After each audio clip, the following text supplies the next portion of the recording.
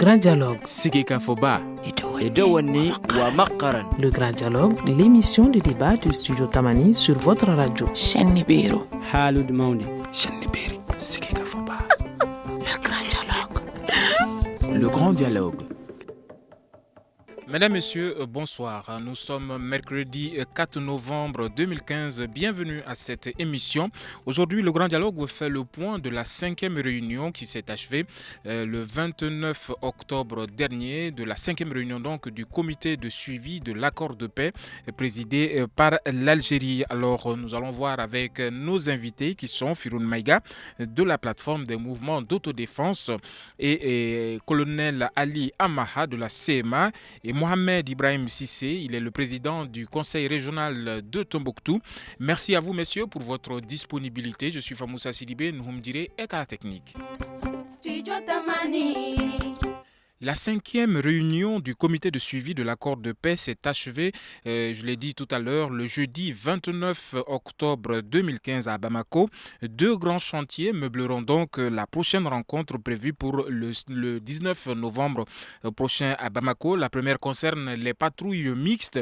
Et selon le président du comité de suivi, les premières patrouilles devront donc se dérouler dans 2 localités, Anéfis et Tombouctou, et comprenant les éléments de l'armée malienne, ceux de la CEMA et de la plateforme. Pour le second point qui concerne les éléments exclus donc du comité, Ahmed Boutache précise que le caractère inclusif a été évoqué lors de cette 5e réunion du comité de suivi ici à Bamako et que des aménagements seront faits. L'Algérien salue le retour de la confiance entre les protagonistes et espère que les parties vont convenir d'une formule acceptable de tout le monde. Le cantonnement des groupes armés est une question de fond qui va devoir faire l'objet de plusieurs discussions avant sa mise en œuvre. Alors, cette toute première question qui va s'adresser à colonel Ali Amaha de la CEMA. Aujourd'hui, comment est-ce que vous évaluez les avancées du processus de paix? Il était impensable de vous voir à Bamako à un moment donné, tellement les tensions et les divergences étaient devenues assez fortes. Aujourd'hui, comment évaluez-vous l'avancée du processus? Tout d'abord, je vous remercie. Je remercie cette radio libre qui quand même commence vraiment à s'intéresser, qui donne l'information, la vraie, en direct pour la plupart des Maliens qui sont malheureusement dans des lieux où il n'y a pas de télévision. Et ça, c'est très important pour nous. Après, je vous remercie pour nous inviter. Et il y a eu des avancées, certes. Et il y a encore énormément de travail à faire. Les retrouvailles entre Maliens, ça a toujours été quelque chose de très important pour nous parce qu'on a toujours dit ça avec mon frère Firoun depuis 2 ans. On disait que le vrai problème des Maliens doit être réglé par les Maliens. Certes, il y a des forces, il y a des gens qui sont là, qui sont venus de l'étranger pour aider le Mali, certainement, on les remercie infiniment. Mais dès que les Maliens se sont retrouvés entre eux, ça donne ça. Et donc les avancées sont beaucoup mieux qu'il y a quelques 2 mois, par exemple. Et je pense que la plateforme aujourd'hui et la CEMA doivent être un bloc, tout simplement. Un bloc en face du gouvernement de la République pour les droits légitimes. Et un bloc sur le plan politique et sur le plan sécuritaire. C'est très important pour nous. Merci beaucoup. Alors peut-être que vous allez me rappeler le nom complet puisque on me fait signe que le nom que je dis... Vous n'êtes pas perdu, c'est toujours Ould ou pas Ould, c'est Idriss Ali Amaha. Idriss Ali Amaha, merci beaucoup. On est toujours, merci beaucoup à vous. Alors Firoun Maïga, vous êtes de la plateforme des mouvements d'autodéfense. Je reste toujours sur cette première question, cette première impression que j'ai aujourd'hui. Studio Tamani n'a plus recours au téléphone, c'est des présences physiques que nous avons désormais dans nos studios, à la fois de la plateforme et de la CEMA. Qu'est-ce que cela vous fait, Firoun? Merci beaucoup. Salut à tous les auditeurs. Je me rappelle la première fois que j'ai été dans cette radio magnifique et qui communique beaucoup parce que les informations, je les ai du terrain qui me disent Firoun, on vous a suivi. Je n'ai pas manqué de vous dire ce jour que nous sommes Maliens. Il y a quelque chose qui est spécial au Mali. C'est les Maliens eux-mêmes, c'est leur culture, c'est cette force qui fait que chaque fois que nous sommes en difficulté, nous avons encore l'énergie nécessaire, les ressources nécessaires de pouvoir revenir et de faire passer comme ça. C'est ça le Mali, c'est ça la beauté du Mali. Je ne m'étais pas trompé parce que je vous disais ce jour-là, on finira par nous retrouver parce que l'essentiel va nous retrouver. Et je pense que c'est ça. Quand les Maliens ont compris, mouvement, plateforme, au SEMA, au gouvernement, que notre propre intérêt se retrouve effectivement dans un dialogue inclusif et qu'il faille aller vers un pas l'un vers l'autre pour essayer de nous asseoir et discuter. Bon, c'est ça. Ali, il vous a dit ces 2 ans. Ali, c'est un passé de combien? Nous avons fait l'ancienne rébellion, on s'est retrouvés sur la flamme de la paix. Si vous regardez les images, c'était lui et moi. À l'époque, c'est reparti, on s'est retrouvés dans d'autres fronts et voilà qu'on est ensemble aujourd'hui. Donc ça veut dire qu'on ne s'est jamais quitté. D'accord. Merci beaucoup Firoun Maïga de la plateforme des mouvements d'autodéfense donc, dans le nord du Mali. Alors nous allons du côté de Tombouctou retrouver le président du conseil régional de la ville, Mohamed Ibrahim Cissé. Vous êtes avec nous, bonjour. Bonjour.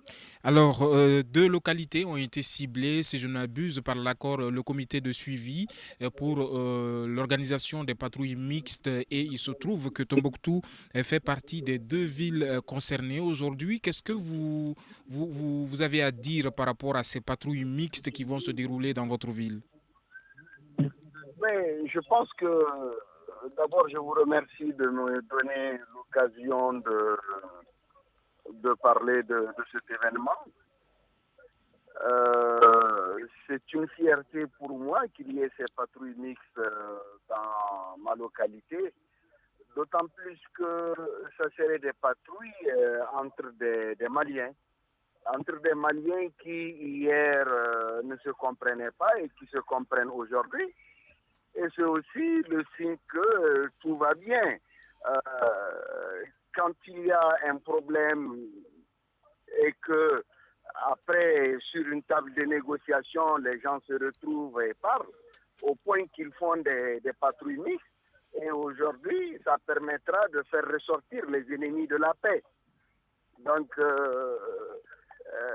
les fils du Mali, les fils qui se retrouvent ensemble et patrouiller pour ramener la paix et la sécurité chez eux, c'est un grand événement pour nous et c'est une fierté aussi pour nous. Merci beaucoup Mohamed Ibrahim Cissé. Vous êtes le président du conseil régional de Tombouctou. Nous allons vous retrouver au cours de cette émission. Alors Idriss Ali Amaha, vous êtes colonel de la SEMA. Alors aujourd'hui, est-ce qu'il y a d'autres points qui ont fait l'objet de débats lors de cette 5e réunion du comité et que je n'ai pas cités? Les débats, c'est certainement sur le plan politique, sécuritaire.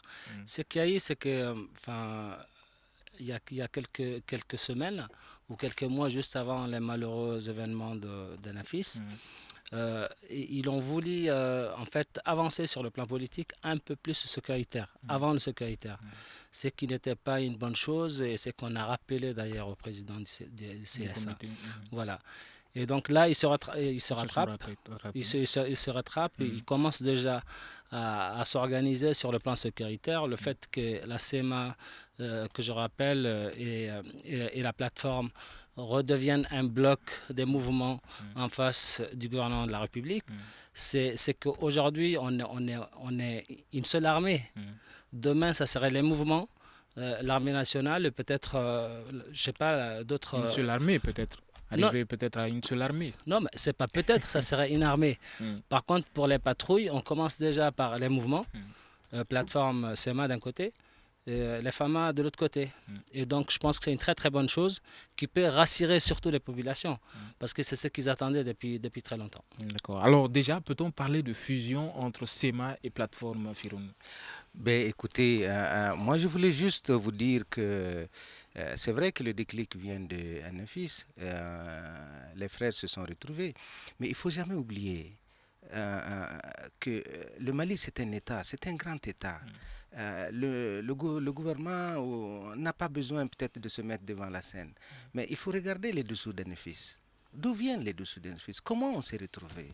Il faut une impulsion, il faut une idée, mais il faut saluer effectivement l'initiative de l'État malien à fournir cet effort et amenant ses frères à se retrouver d'une manière inclusive et jouer lui sa partition de neutralité en se disant il faut vous retrouver, il faut prendre des décisions, il faut regarder dans le sens de l'unité nationale tel que l'accord l'a prescrit. Donc il faut saluer le gouvernement dans cette démarche. Bien sûr qu'on ne l'a pas vu devant, le gouvernement est un des acteurs, facilitateur, un des acteurs, et aujourd'hui c'est le gouvernement qui a gagné. Deuxièmement, je veux juste vous dire, SEMA plateforme SEMA, ça a été toujours, même au temps des négociations, même quand on faisait ce qu'on ne souhaitait pas dire aujourd'hui, on avait de la mesure à un certain niveau. Et aujourd'hui, ce n'est que des retrouvailles de frères, de même famille. De grands frères, de petits frères qui hier étaient supposés se tirer l'un sur l'autre, qui se sont retrouvés. Donc on a dit, Dieu merci. Ce qui est passé et on va bien le gérer, mais jamais que quelque chose ne vienne encore nous amener à nous tirer dessus. Ce qui est une avancée considérable. Maintenant, faire des patrouilles mixtes, puisque les patrouilles mixtes, ce n'est pas nous qui l'avons décidé, c'est l'accord qui le stipule dans un de ces articles pour dire qu'il y aura l'organisation des patrouilles mixtes. Gouvernement, les trois parties, le gouvernement, la SEMA et la plateforme. Et aujourd'hui, je pense qu'avec la réunion dernière, des mécanismes ont été mis en place. On a essayé de revoir comment le MOC va être opérationnel. Ils ont été en réunion à Gao, ils ont développé des trucs d'opération, des plannings d'opération. On est en train de voir comment est-ce que ça peut être accompagné au point de vue budget, parce que c'est ça le nerf, comment est-ce qu'elle va être organisée.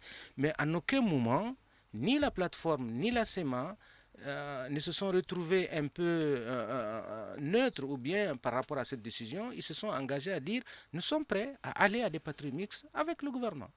Merci beaucoup, Firoun. Alors, Mohamed Ibrahim Cissé, vous êtes le président du conseil régional de Tombouctou. Aujourd'hui, est-ce que vous voyez les effets de cette bonne entente qu'il y a aujourd'hui entre la SEMA, la coordination des mouvements armés de l'Azawad, et la plateforme?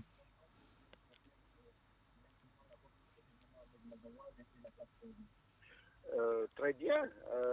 Écoutez, moi j'ai eu l'occasion d'être un témoin privilégié de l'entente entre la SEMA et la plateforme, parce que en marge de la réunion du 22 de l'OCDE, où le Mali était à l'honneur en France, les collectivités maliennes et leurs partenaires ont organisé une concertation où étaient invités la SEMA et la plateforme.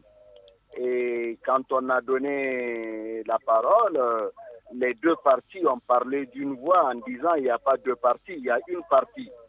Et ça, nous, Maliens, élus Maliens qui étaient avec nos partenaires français, c'était un événement très heureux pour nous et on a été très fiers que deux parties disent qu'elles ne parlent pas deux fois, elles parlent une seule fois avec une voix. Et donc, les deux, la SEMA et la plateforme, avaient un seul porte-parole. Et ça a été une fierté pour nous. Et donc, c'était un signe d'encouragement. Et c'est ce qui fait que nos partenaires qui nous aident ont vu des signes encourageants pour voir que la paix est vraiment en marche aujourd'hui à Tombouctou et au Mali, et que les accords sont vraiment en train d'être mis en œuvre. Donc, je peux dire que nous, élus, on a été très fiers de ça et les effets bénéfiques, on les voit. Merci beaucoup, Mohamed Ibrahim Cissé. Je rappelle que vous êtes le président du conseil régional de Tombouctou. Nous allons observer une courte pause et nous nous retrouverons pour la suite de cette émission. Vous écoutez Studio Tamani. Votre avis nous intéresse. Écrivez vos commentaires et suggestions sur la page Facebook et dialoguez avec nous. Studio Tamani, c'est aussi les réseaux sociaux.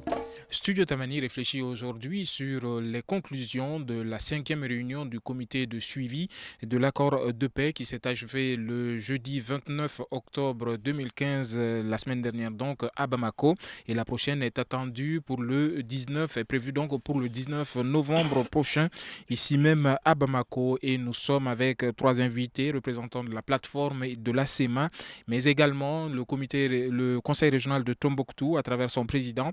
Nous fait l'insigne honneur donc de participer à cette émission.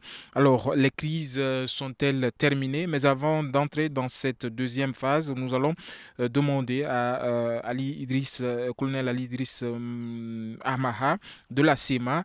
Aujourd'hui, les patrouilles mixtes sont évoquées. On parle de deux villes, Tombouctou et Anéfis. Pourquoi ces deux villes? Si vous me le permettez, je vais revenir un tout petit peu ce que mon frère Firoun a dit tout à l'heure. C'est qu'on oublie énormément l'effort du gouvernement par rapport à cette histoire d'Anafis, déjà.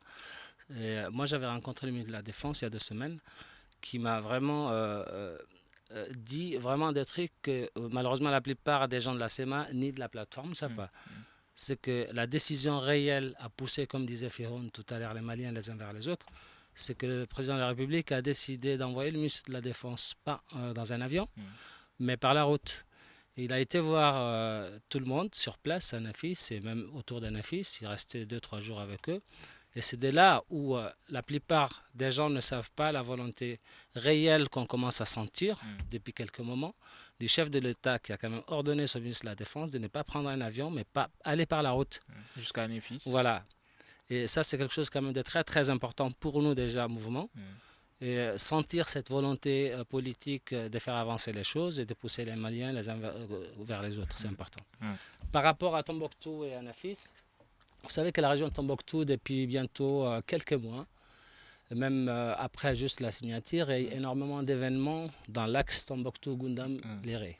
Sur le plan d'insécurité, il y a eu énormément, malheureusement, de dégâts. Et les populations sont peut-être là aujourd'hui un peu mieux, mais sont toujours dans l'insécurité. Donc c'est l'une des causes quand même prioritaires de commencer par la région de Tombouctou. Et Anafis, on sait très bien qu'Anafis vient juste de finir ces problématiques internes malheureusement entre les mouvements. Et donc c'est important aussi de commencer par Anafis. Est-ce que cette patrouille va s'élargir jusqu'à la zone de Nampala par exemple? Tout à fait, c'est par étapes. De toute façon, c'est quand même des forces qui vont se mettre en place, c'est des moyens logistiques. C'est des gens qui vont étudier déjà par rapport au terrain les zones qui sont quand même ciblées. C'est quand même du travail qui concerne énormément le ministère de la Défense et les mouvements. Et donc c'est par étapes. Tout le territoire doit être certainement couvert par ces patrouilles mixtes. Merci beaucoup, colonel Ali Idriss Amaha de la SEMA. Alors, Firoun Maïga, toujours sur cette question de patrouille mixte, ce axe dont nous parlons, l'axe Tombouctou-Gomakroa, est un axe majeur aujourd'hui pour pouvoir relier le sud au nord du Mali, notamment par Tombouctou. Aujourd'hui, comment est-ce que vous voyez la mise en œuvre de cette patrouille sur cet axe-là? Oui, merci beaucoup. Je rebondis sur l'espoir que vient de dire le président du conseil régional de Tombouctou, M. Ibrahim, que je connais très bien et que je félicite par rapport à son courage et tout ce qu'il a pu faire, poser comme acte pour décrier et crier encore le fait que l'insécurité persistante dans la région de Tombouctou risque de créer des dommages graves. Il a raison. Je sais que la région de Tombouctou a beaucoup souffert de cette insécurité, que ce soit au point de vue physique, économique, ainsi de suite. Nous savons aussi qu'au-delà de ce que Tombouctou a connu par rapport à ces les mausolées cassés et tout ça, toute cette souffrance, je veux dire, s'est ajoutée encore à un banditisme résiduel.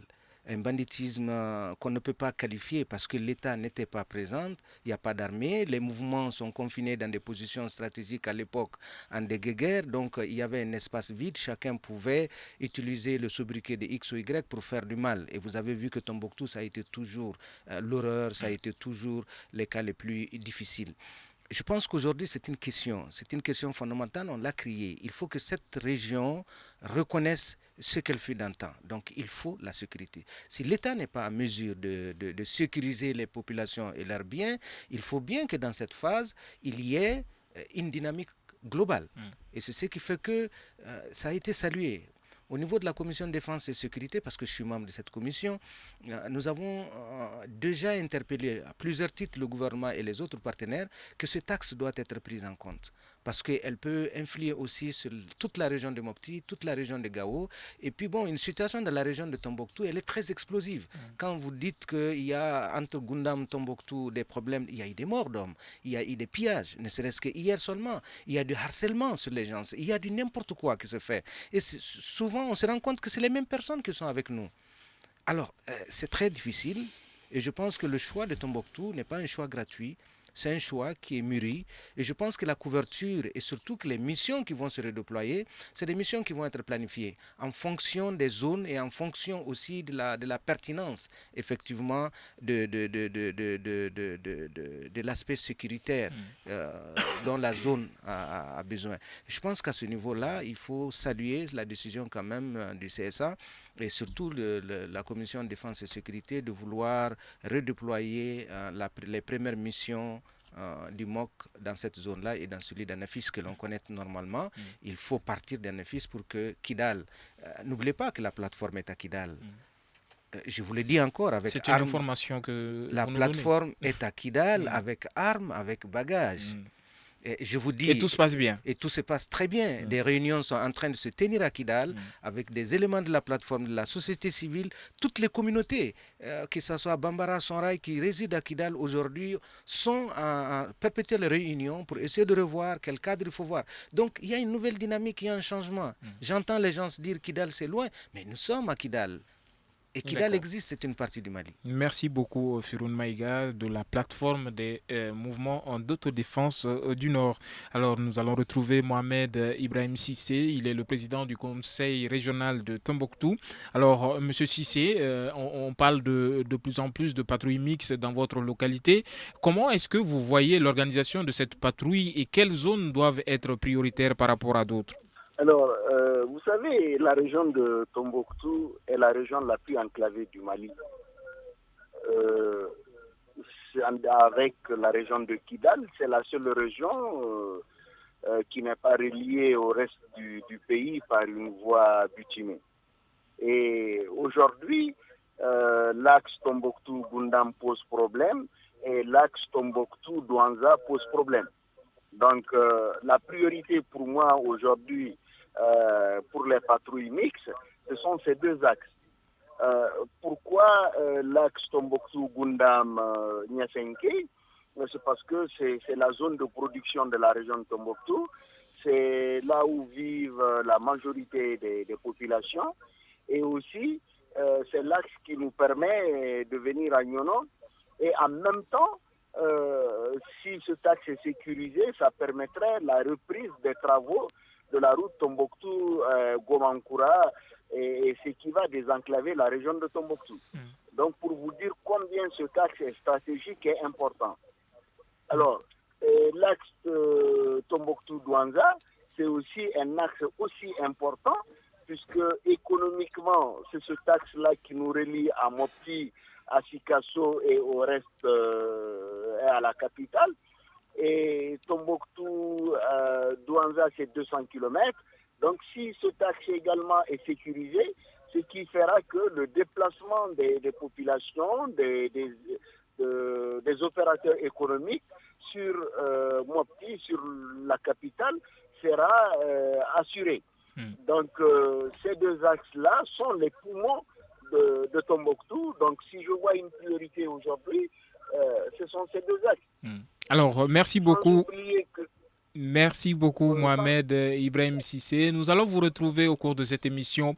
Nous avons entendu et compris l'essentiel de votre intervention. Je me tourne vers colonel Ali Idriss Amaha de la SEMA. Nous allons évoquer une question peut-être qui fâche aujourd'hui avec l'exclusion donc de certains éléments du comité de suivi. Le président du comité de suivi dit que les mouvements vont procéder à des aménagements pour donner un caractère inclusif donc au comité. Est-ce que cela veut dire que les éléments du Compis 15 vont réintégrer le comité? Écoutez, moi j'étais hier avec le colonel Jimmy et la plupart des gens de son mouvement qui sont revenus au sein de la SEMA. Il y a un autre mouvement qui était dans le Compis 15. Tout à fait. Et donc, de plus en plus, les gens se retrouvent en réalité. Le fait déjà, comme on l'avait dit tout à l'heure, que la plateforme et la SEMA sont deux blocs dans un, en réalité, qui sont là pour la cause, si on veut dire, du développement du Nord. Et le vrai problème, en fait, au tout le début de ce problème-là, c'est on revient un peu en arrière, mais c'est vraiment, encore une fois, un problème de développement. Et donc, la plupart de ces gens-là ont compris que l'État a besoin d'avoir des gens en face, pas morcelés en 40 000 morceaux. Et donc, la plupart de ces gens-là, certes, reviennent à la plateforme et à la CEMA. Alors, est-ce qu'on peut déjà parler d'une dislocation donc, du Campus 15, Firoun Maïga? Oui, ben, écoutez, c'est la première fois que moi je parle de ça parce que j'avoue personnellement que c'était une question que je n'aimais pas du tout aborder parce que je me dis que l'accord est signé, nous sommes dans une dynamique de paix, nous devrons aller vers l'unité, vers la réconciliation. Il y a des questions qui ne devraient pas faire objet de polémique ni autre chose. Mais certes, la situation, elle est claire. Les signataires sont connus. C'est la plateforme et la CEMA et le gouvernement qui ont signé. C'est vrai que la plupart de ceux qui sont du Campus, qui se disent Campus 15 et qui ont été Campus 15 sont revenus de quelque part. Ils viennent de parler de Jimmy, il était au ASUA. Ils viennent de parler de ASUA qui fait partie de la CEMA. La CEMA, que ce soit Mohamed Arousman, qui était de la CPA aussi de ce côté-là. Quand bien même, voilà, il y a eu des mouvements. CPA, c'était la coordination, c'était la plateforme. Après la plateforme, c'était la CEMA. Bon, vous voyez, la CMFPR2 de Kontao qui est de la CEMA. Donc, vous voyez, alors, il ne sert à rien. Tu vois quoi, un beau mariage, c'est ce qui va ensemble. Mais si tu divorces sa femme, rien ne t'empêche encore, si tu reviens à des meilleurs sentiments, de la reprendre. Et je pense qu'ils ont bien fait de retourner. Et je pense que c'est tout à fait, la plateforme est heureuse de voir qu'effectivement que les frères se retrouvent quelque part. Je pense que tous les autres doivent faire cet exercice et cet exemple, dans la clarté et dans la franchise. Parce que la question qui se pose aujourd'hui, c'est quel est le degré de confiance et de transparence qu'on peut avoir dans les actes qu'on pose quand on est. Parce qu'on s'est identifié par rapport à un comportement, par rapport à quelque chose. Alors que l'essentiel, c'est de nous retrouver, d'accompagner nos populations pour le développement et de faire en sorte que cet accord aille au bénéfice des populations. Si c'est ça le problème, il n'y a pas de divergence de point de vue entre nous. Donc moi, je ne peux que saluer le fait que nos frères viennent chacun en ce qui le concerne, que ce soit la plateforme ou la CEMA, mais effectivement, avec la forme. Je dis bien la forme. Ils sont venus tels qu'ils sont partis, ils sont les bienvenus. Et où est le problème? Mais je reviens avec des critères ou je pars avec des critères ne veut pas dire que tu es là-dedans. Ça veut dire que tu es venu pour regarder et repartir. Et c'est ça qu'il faut peut-être dire. Que ce soit même pour ceux de la plateforme ou de la CEMA qui acceptent leurs frères et qui les ont vus partir frustrés, qui les ont vus revenir, ne doivent pas avoir autre chose derrière la tête que nous sommes ensemble, nous devrons construire. Voilà sur quel axe je peux remettre. Mais dire que Campus 15 est une partie prenante du comité de suivi des accords qui doit être au même niveau, ainsi de suite, je crois que la décision a été très claire, et par la médiation, et par le gouvernement, et par tous les mouvements. Non, il n'y a que 3 signataires, le gouvernement, la plateforme et la CEMA. Merci beaucoup. Nous allons nous retrouver tout juste après cette courte pause. Une réaction, un avis, un commentaire. Réagissez sur la page Facebook de Studio Tamani et restez connectés avec nous. Studio Tamani sur les réseaux sociaux pour vous faire entendre. Studio Tamani réfléchit aujourd'hui sur les conclusions de la 5e réunion du comité de suivi et je rappelle que la prochaine réunion est prévue pour le 19 novembre prochain ici même à Bamako. Alors les acteurs sont sur la même longueur d'onde quant à la mise en œuvre donc de l'accord de paix signé le 15 mai et parachevé le 15 juin donc ici, le 20 juin donc ici à Bamako. Je me perds un peu dans les dates. Alors nous allons poursuivre cette émission avec la 3e partie qui parle de la situation actuelle. Est-ce que la quiétude est de retour dans le nord du Mali? Colonel Ali Idriss Amaha de la CEMA. Bon, de retour, certes qu'il y a énormément de choses à faire, disons quand même les choses comme elles sont. C'est qu'aujourd'hui, certes, on sent une volonté politique, on sent que le chef de l'État commence à mettre un peu plus de pression sur tout le monde pour qu'on avance très vite. Et par contre, revenons à la réalité des choses, c'est que nos populations souffrent. On oublie très souvent, on parle souvent de la plateforme de la CEMA, du gouvernement. On parle peu de la société civile. Et on parle peu de la réalité du terrain. Il y a des Maliens qui souffrent. L'Algérie, je le dis sur cette antenne libre, qui est un pays frère à nous, Il faut qu'ils pensent aux Maliens. On est enclavé, c'est fermé la frontière depuis 3 ans. Il n'y a pas un kilo qui sort de la frontière algérienne. L'Algérie qui préside le comité de suivi. En plus, et qui n'arrête pas de nous dire on est des frères, certes, on est des frères. Mais il faut les prouver encore une fois sur le terrain. Les Maliens sont à la frontière algérienne, ils souffrent.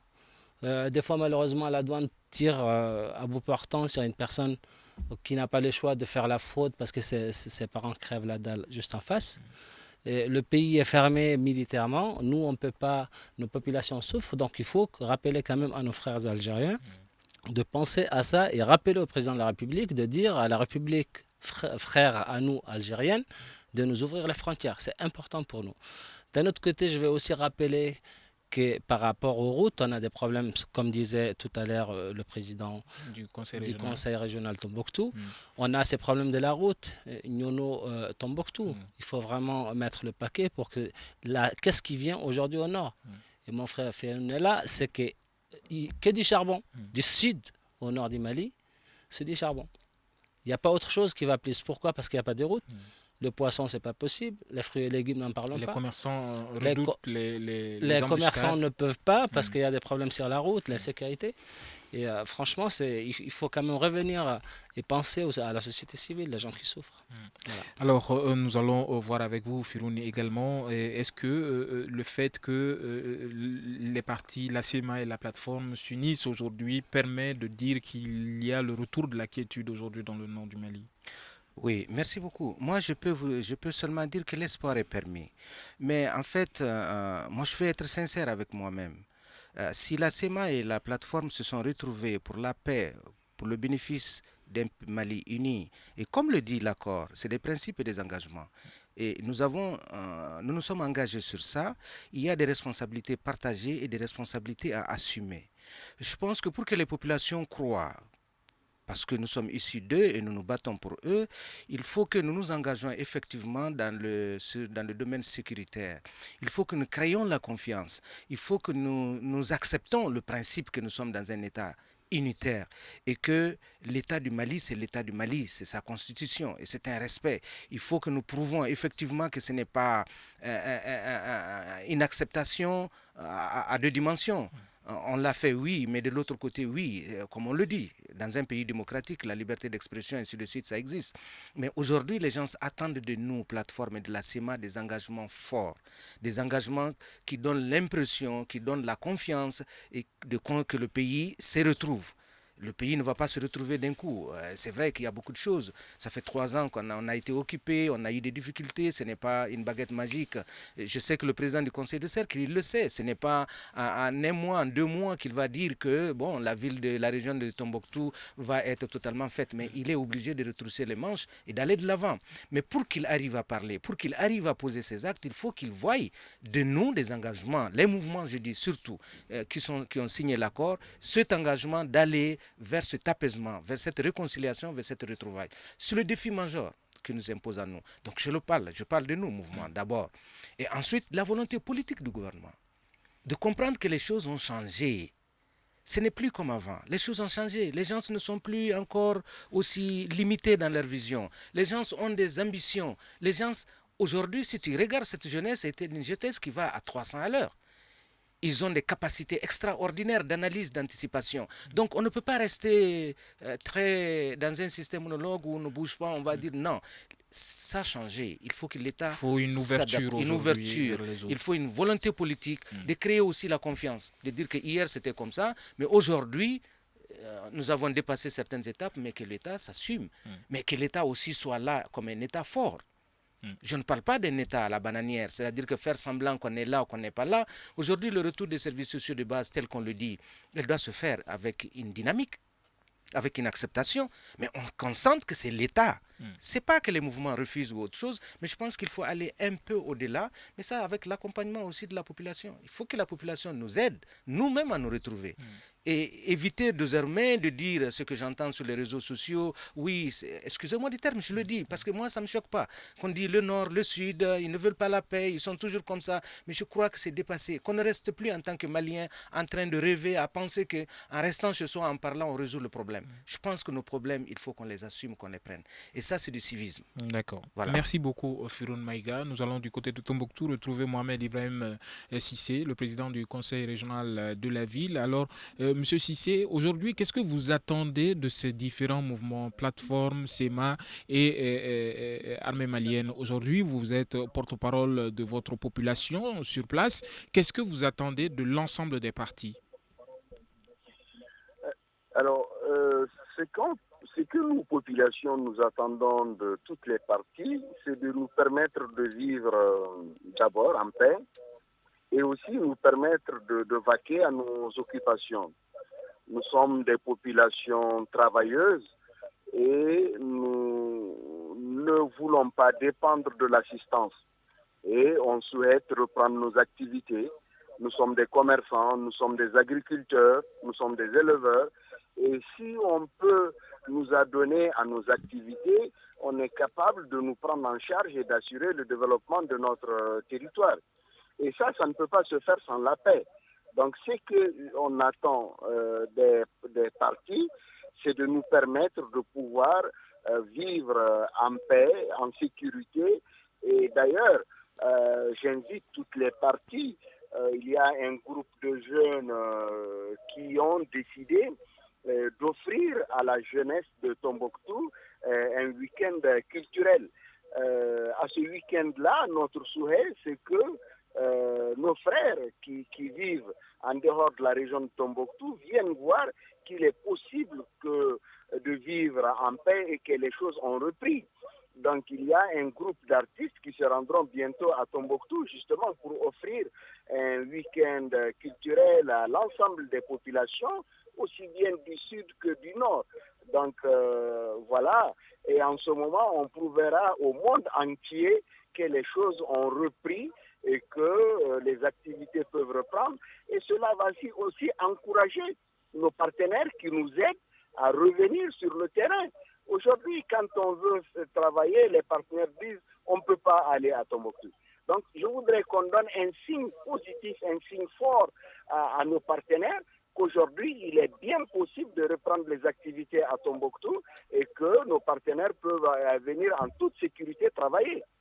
Merci beaucoup Mohamed Ibrahim Cissé, vous êtes le président du conseil régional de Tombouctou. Alors nous allons parler un peu plus donc de politique aujourd'hui. Est-ce que ces concertations, ces ententes entre SEMA et plateforme favorisent la tenue par exemple des élections dans un futur proche au colonel Ali Idriss? Écoutez, je pense que tout à fait naturellement, les élections c'est important déjà pour les mouvements comme pour le gouvernement et surtout pour les populations de décider qui dirige leur tiroir. C'est tout à fait naturel.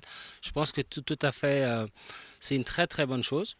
Aujourd'hui, quand la sécurité va reprendre les élections, il y a eu un quick malheureusement il y a quelques mois par rapport à ça, où là, les mouvements, même à l'époque, qui ne se comprenaient pas, ont quand même rappelé au gouvernement que ce n'était pas possible, qu'on a encore quand même des gens, des Maliens priorités. On a des Maliens qui sont à l'étranger malheureusement, toujours sous des plastiques. Parlant des réfugiés. Tout à fait, des camps de réfugiés, sous des plastiques, dans des camps de réfugiés qui souffrent et qui doivent revenir dans leurs tiroirs et voter. Et décider qui les dirige, c'est très très important pour nous et pour aussi, pour un gouvernement solide, il faut quand même des élus qui sont là, légitimes par le peuple, c'est important. Alors justement, vous évoquez le cas des réfugiés. Comment est-ce que vous voyez leur programme de retour? Écoutez, certes, là sur le plan politique, sécuritaire, on en parle beaucoup, mais c'est vrai que malheureusement par rapport à... Je sais que le gouvernement a un programme qui essaie de pousser un peu rapidement par rapport à ça. Par contre, la communauté internationale, on n'entend tout simplement rien du tout par rapport aux réfugiés. C'est très dommage pour nous. D'accord. Alors, Firoun Maïga, plusieurs missions déjà à Kidal du gouvernement. Beaucoup d'acteurs ont salué la réouverture des classes dans la ville. Les conditions sanitaires également sont en train de s'améliorer. Aujourd'hui, comment vous voyez ces différentes missions à Kidal? Oui, je veux juste vous dire, avant de venir dans votre studio, j'étais dans une réunion CEMA, plateforme gouvernement, au niveau du ministère de l'Action humanitaire et de la reconstruction du Nord.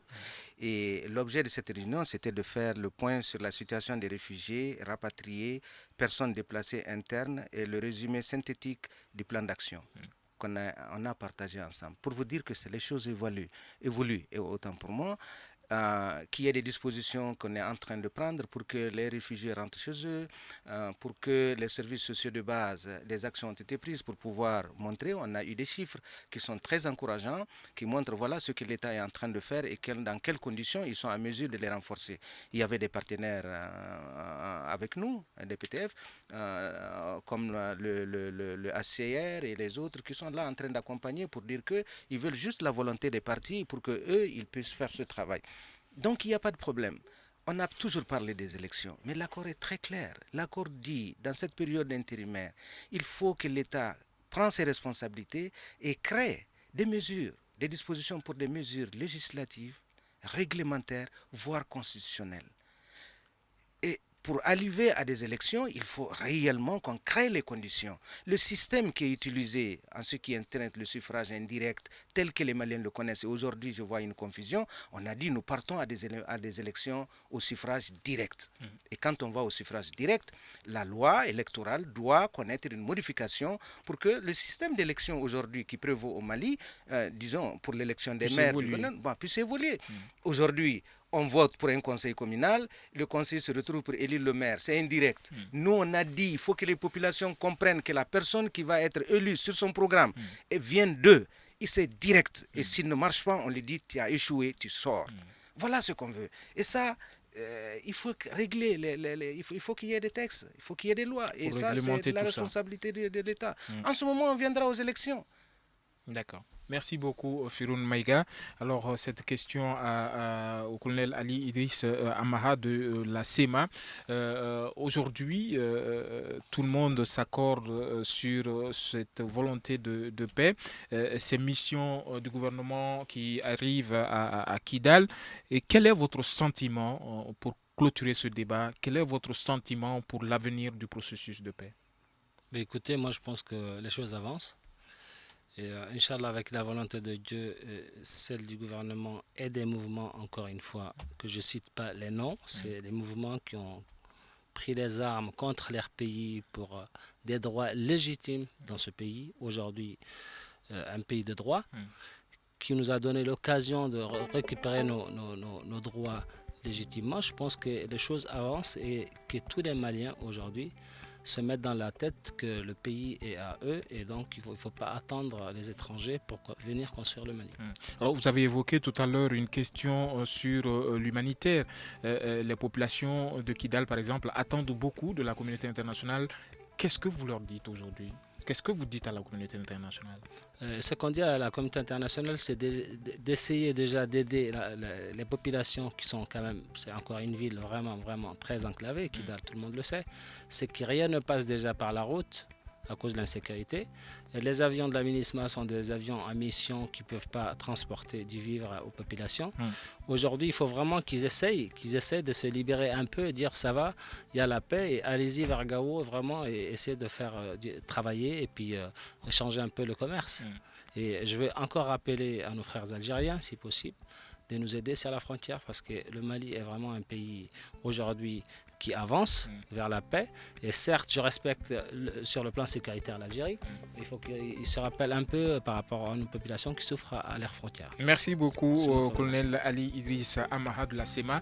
Merci à vous, messieurs, pour votre participation. Je rappelle que vous étiez trois, Firoun Maïga de la plateforme des mouvements d'autodéfense du Nord, Mohamed Ibrahim Sissé, président du conseil régional de Tombouctou, et colonel Ali Idriss Amaha de la CEMA. Merci à vous, chers auditeurs, pour nous avoir suivis. Je suis Famoussa Sidibé, Nouhoum Diré était à la technique, Ousmane Diadje Touré à la réalisation et Lassana Sinantao à la régie vidéo. Nous vous disons à demain pour un autre débat. Bonsoir.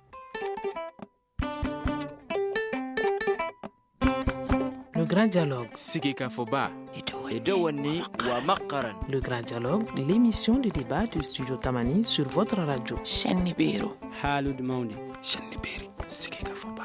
Le Grand Dialogue. Le Grand Dialogue.